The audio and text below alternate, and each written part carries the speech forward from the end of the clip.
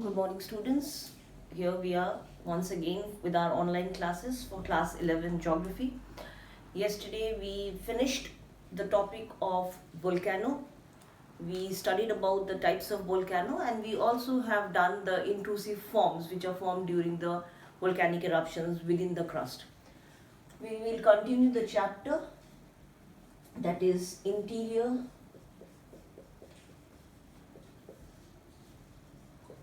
of earth.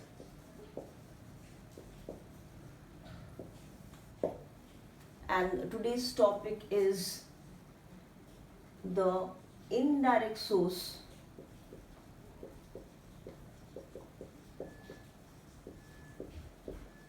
to know the earth's interior. In the first class, when we had started the chapter, I already discussed what are the indirect sources. I'll just repeat it once again. To know the earth's interior through direct observation is very limited because we cannot reach until or beyond a limit of 12 kilometers. It is extremely hot and with extreme temperature condition, it is really impossible. So we have to depend on indirect sources to know the earth's interior. What are the indirect sources? It can be the temperature differences, it can be the difference in density of the material or the elements or the minerals. It can be the study of meteors which falls on the surface of the earth, or the magnetic field, how it varies in different regions, as well as the gravity anomaly. So out of all these indirect sources, the one very important, that is seismic waves. Today's topic is all related to seismic waves. Now before we start, what are seismic waves? What is the source of seismic waves? You are familiar with the word earthquake. Not only because you are in an earthquake prone area, we are in a highly risk zone because we are in the foothills region of Himalaya, but also because we keep on listening or getting news regarding earthquake tremors here and there. For example, recently it was in newspaper or news channel that Delhi is getting earthquake tremors 4.5 or sometimes 3.5 on Richter scale recently.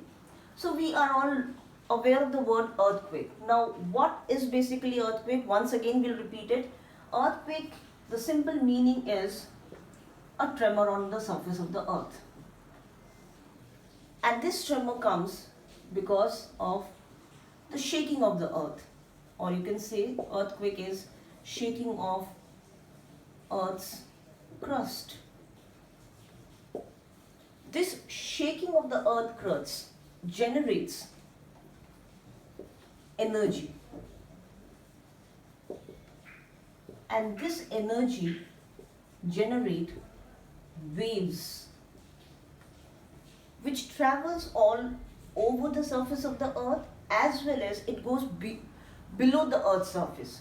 So these waves which are generated because of the release of the energy is known as seismic waves. So I hope it's clear what are seismic waves. Seismic waves are the waves which are generated because of the release of the energy. This release of the energy is caused because of the shaking of the earth's crust. Now the next question is, why does the earth shakes?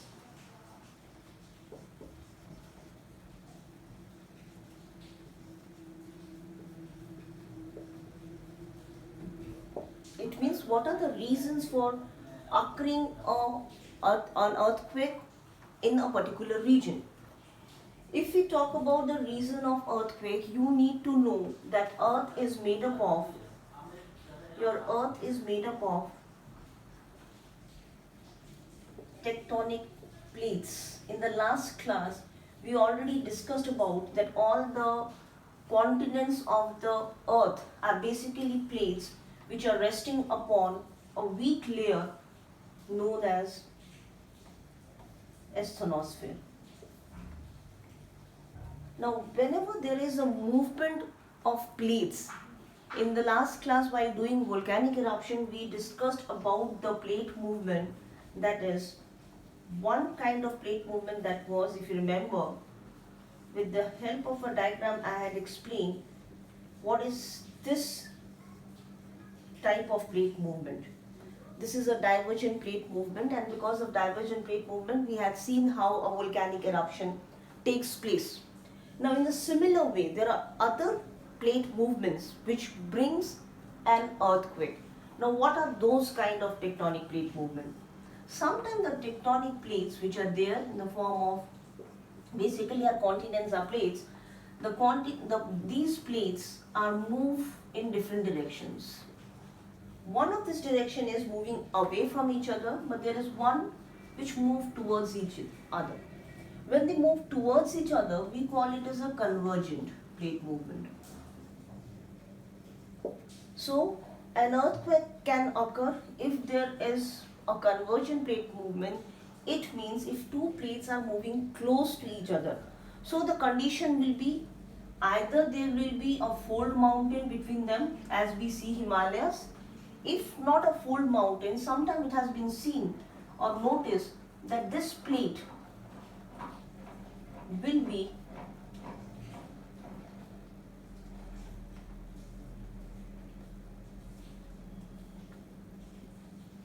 going down and the other plate will be coming up.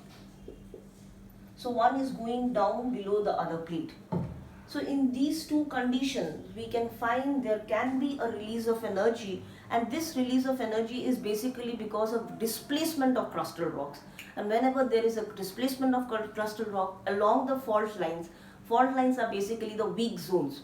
So we can have a tremor on the surface of the earth. There is one more plate boundary where you will see that the two plates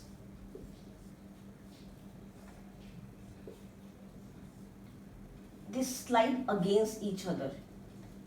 You should keep attention the direction of arrows. Here the two arrows are coming towards each other, and here you can see they are passing against each other, they are sliding against each other, and if it happens then there can be a cause of displacement of rock, and because of this there will be release of energy, and this release of energy will generate waves, and these waves will bring an earthquake. So I hope why does the earth shakes is clear. Next,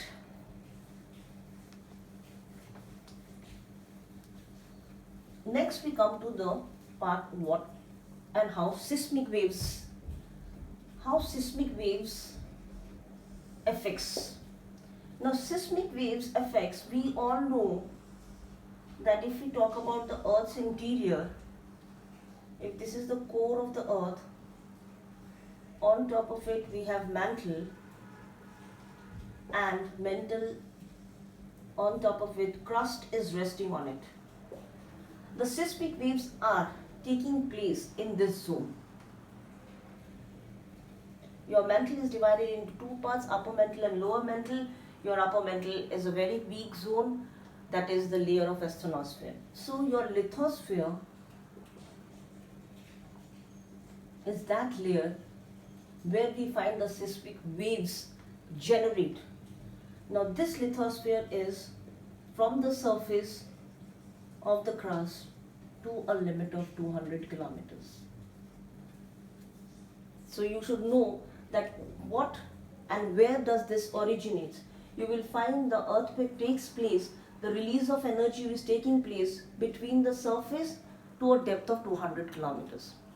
Next thing, from where it generates, the point where the release of energy starts, that point is known as focus.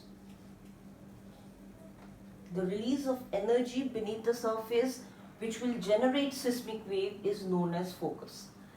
The nearest point, now we know that these waves will travel like this, and somewhere near the surface, which is the nearest point from the focus where the waves appear first, the first place to experience these waves is known as epicenter. So I hope these two terms are clear. because these are very important. What is a focus and what is an epicenter? You will also find the word hypocenter, which is the same as focus. So this is the difference between focus and hypocenter. The point beneath the surface of the earth where earthquake waves generate, this energy which is generated here starts traveling to different direction, and the point where it reaches first, we on the surface of the earth, always remember this is on the surface, that is known as epicenter. Now all these waves, you must have some instrument to record all these waves. So these waves are recorded on a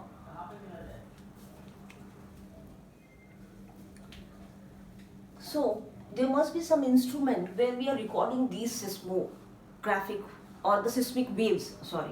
So that instrument which records all the seismic wave is known as seismograph. And because of the help of seismograph, we come to know about what is there below the earth.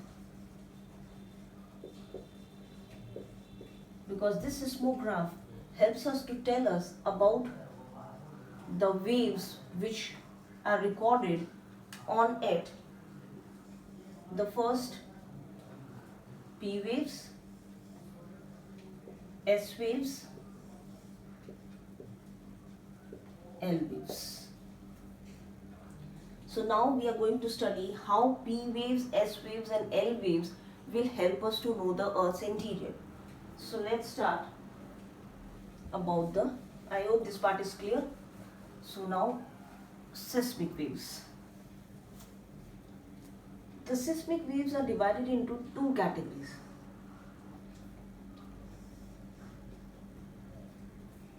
Body waves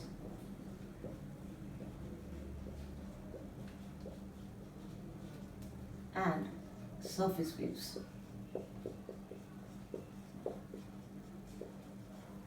How they are different. I will teach only that part which is important, which you should know regarding the Earth's interior. As the name suggests, body waves, if I draw the diagram of the Earth, what will be the body? This is the body of the Earth. It means body waves will travel only inside the Earth's body. This is the surface, so it means these waves will travel on the surface, and whatever destruction which we see on the surface of the earth is because of surface waves. Now if we talk about body waves we just have seen that is divided into P and S waves. It means there are two types of waves which goes through this entire body. P wave known as the primary waves. S waves are known as secondary waves. Now how you will differentiate, and you should also know that how we will come to know and what characteristics we will come to know about the Earth's interior. First thing, if we talk about primary waves, these are such waves which travel through solid, liquid, gas. It means it can travel through all the masses, whereas secondary waves will travel only through solid. It means wherever there is any part which is not solid, your S waves will not be seen. So definitely we know there is one zone here. How do we know that this part of the core is liquid? Because your seismograph does not record these S waves. So how seismic waves, particularly S waves, help us to know the Earth's interior? We come to know about the liquid outer core, because we cannot record S waves on a seismograph. So clear about the importance of secondary waves. Why secondary waves are important? They are known as secondary waves and they are known as primary waves for some reason. The reason is, primary waves are the first one to reach Whatever we record on a seismograph, the first wave which will be recorded is primary waves, so it is known as primary. Secondary waves are the second waves which reaches on the surface of the earth with a time lag. So it means they are slower than the primary waves, so they reach with a time lag, they are the second one to reach. Now one more thing, we know that the density of the material or the elements or the minerals which are present below the surface of the earth is not seen. The density starts from 2.5, 5.5, increases to 6 to 7. Now why this varies? How we will know that the density is varying? This density varies because with increased density, it is noticed that the velocity of the P waves increases. It means when the seismograph is recording the seismic waves, they find there is a sudden increase in velocity, and with the sudden increase in velocity we can make out that as you go down the earth, crossing crust, mantle and reaching core, the velocity tends to increase. It means we are going and reaching to a denser layer. So in this way they help us to know the density of minerals which are below the earth's surface. Now these body waves, that is primary waves and secondary waves, move in two different ways. If you talk about primary waves, they move according to the direction of propagation. So it means if they move in this direction, either they will cause a stretch or they will expand. You will find a stress or expansion. So something will be squeezing or stretching. Clear? So some will squeeze and some will stretch. So this is happening only when primary waves travel through the matter which is inside the Earth's interior. If I talk about the secondary waves movement is something like the waves. You must have seen the waves. They move like this. So what they will bring? They will bring a crest and a trough on the surface. So in this way they will bring the changes on the rock crust wherever they move. If I talk about the surface waves, so this was all about primary waves and secondary waves. Now we come to the surface waves. Definitely surface waves are the one which is affecting the surface. Whatever tremor we see on the surface of the earth is because of the surface waves, and these are affected by the body waves. Body waves reach and activates the surface waves. So surface waves brings the destruction. Now how do they move? What is their direction of movement? Their direction of movement within the rock structure is somewhat like this.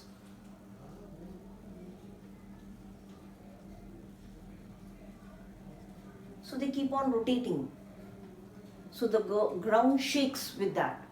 So this is all about the seismic waves, how seismic waves help us to know the Earth's interior. Next thing. The next topic is these seismic waves, because there are some areas where the seismograph is not able to record these seismic waves, it develops a shadow zone. So what is basically a shadow zone? We all know a shadow falls only when you block the light. If you are walking, if you block the light, you can see your shadow. So in the same way, somewhere where the P waves and S waves are blocked, it means they are not able to be recorded on a seismograph, is the shadow zone.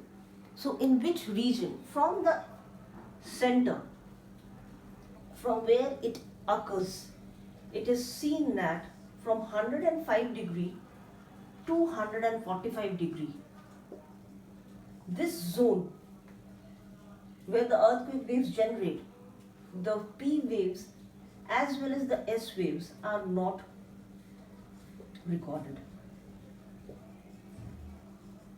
One more thing I would like to inform you people, tell you regarding these waves, that these waves are also reflected and refracted.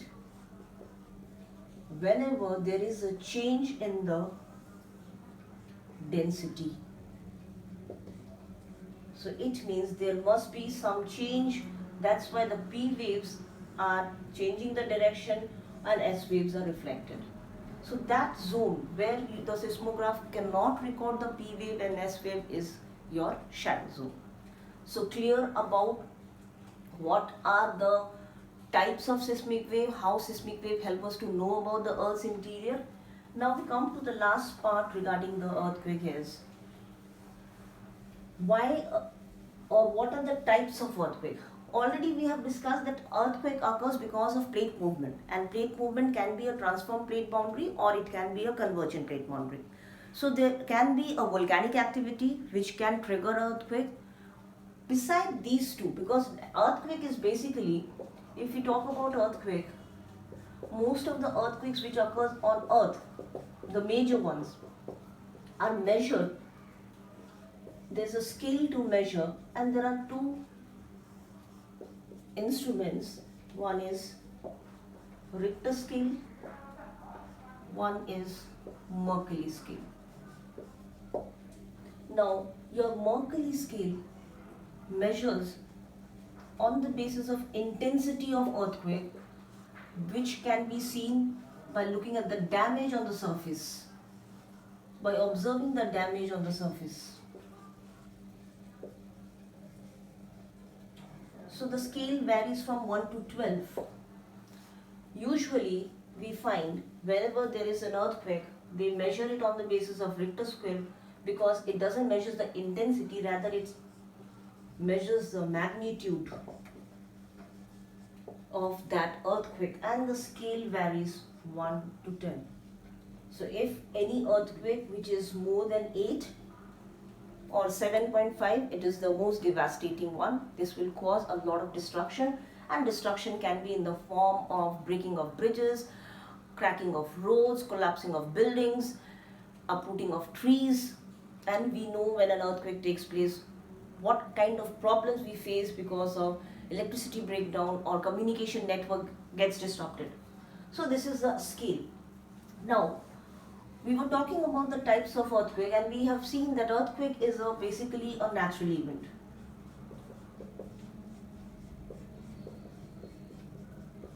But here I would like to mention that every time an earthquake cannot be a cause or because of natural event. Sometimes it has been seen that man-made causes, it can be a man-made event also. Now, what are those conditions? If we cause extensive mining,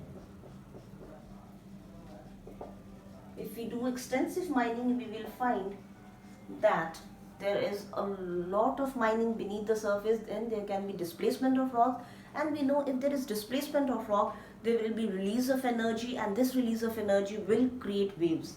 So extensive mining should be avoided. Next is explosions. When we need to create some waves, passes, we bring an explosion. These explosions can also trigger a tremor. The last one, that is huge reservoirs. What are reservoirs? When you construct a dam, we construct a dam with a huge reservoir nearby, and in this reservoir we find the water gets collected. This water seeps down, and while seeping down, it goes inside the rocks, and this seeping of rock will bring displacement of rock and can cause a tremor on the surface of the earth. So this is all about the earthquake. So I just repeat once again what you need to know in this chapter. The first thing you need to know, we have done is, first thing we have done, define earthquake. Second, we have done why earthquake occurs.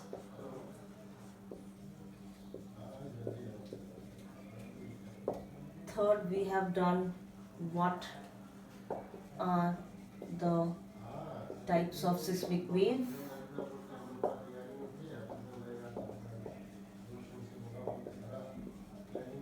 And then then we have seen what is a shadow zone, and last one, types of earthquake. So thank you very much. We'll see you soon with the next topic.